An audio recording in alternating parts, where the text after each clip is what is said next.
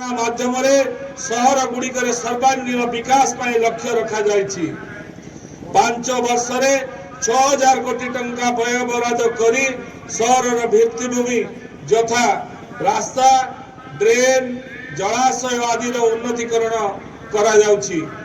सर्वसाधारण स्थान मानकरे सौंदर्यीकरण, पार्क, ओपन जिम आदि निर्माण करा जाउछि। अत्याधुनिक market complex, vending zone, EV charging station आदि सुव्यवस्था ढंग से निर्माण करा जाउछि। एतद व्यतीत गोमाता और बुला प्राणी को सुरक्षा परिचालन पर आदर्श गोशाला मध्य निर्माण करा जाउछि। समृद्ध सहर योजना शहरी विकास को अधिक गतिशील करुछि। 2029-30 वर्ष सुधा प्रमुख सहर गुड़िक सृजनशील कराजिबो। टीपी स्कीम माध्यम सहर गुड़िक प्लान डेवलपमेंट कराजिबो। सेथिपई पाखापाखि 4900 कोटी टंका व्यय बराद करा जायछि। भुवनेश्वर सहित राज्यर प्रमुख सहर रे नूतन सहर निर्माण पाई योजना मान प्रस्तुत हेउछि। बस्ती बासिंदा मानको सुलभ मूल्य रे बासगृह जगाइबा पाई अधिक रु अधिक ईडब्ल्यूएस गृह निर्माण करा जाउछि। यह व्यतीत सहरर स्वल्प अनिम्न आयकारी लोकंक पाई एलआईजी एमआईजी घर एफोर्डेबल हाउसिंग योजना रे अधिक रु अधिक घर निर्माण करा जाउछि।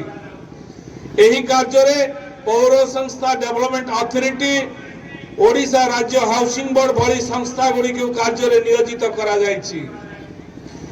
शहरीकरण देश और राज्यर प्रगतिर परिचय। आम सरकार क्षमता को आसिला बेले को राज्यर शहरी जनसंख्यार हार पाखापाखि 17% थिला, जहा कि जातीय जनसंख्या हार सबुठारु कम थिला। आम सरकार 2036 सुधा अति कम रे 40% शहरी जनसंख्या पाई लक्ष्य रखिछंती। आम सरकार शहरीकरण द्रुत अभिवृद्धि पाई व्यापक पदक्षेप मान ग्रहण करुछंती। 28 नूतन विज्ञापित अंचल परिषद गठन करा जायछि। सेथि मध्यरु भद्रक जिल्ला रे तिहिडी रो धुसुरी एवं तिहिडी दुईटी अंतर्भुक्त अछि। यह व्यतीत 7टी नूतन पौरपालिका परिषद और पुरी को महानगर निगम रे परिणत करा जायछि। आगामी दिन में सहर गुड़िक नूतन अंचल सामिल करी सहर मानकर कलेबर वृद्धि करा जिवा सहित सहरर समस्त सुविधा जोगाई दिया जिवा। बंधुगण, आपण माने जानिछंती 2025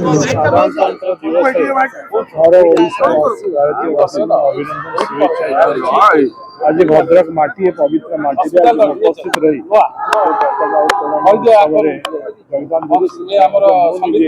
धन्य मन करुच्ची। निश्चित भाव में वर्तमान सरकार लोकाभिमुखी सरकार, डबल इंजिन सरकार, केंद्र यशस्वी प्रधानमंत्री नरेंद्र मोदी, ओडिशा माननीय मुख्यमंत्री मोहन चरण माझी को जो सरकार चलছে से डबल स्पीड हित ओडिशा 2036 और भारत वर्ष 2047 विकसित भारत बनने संभव।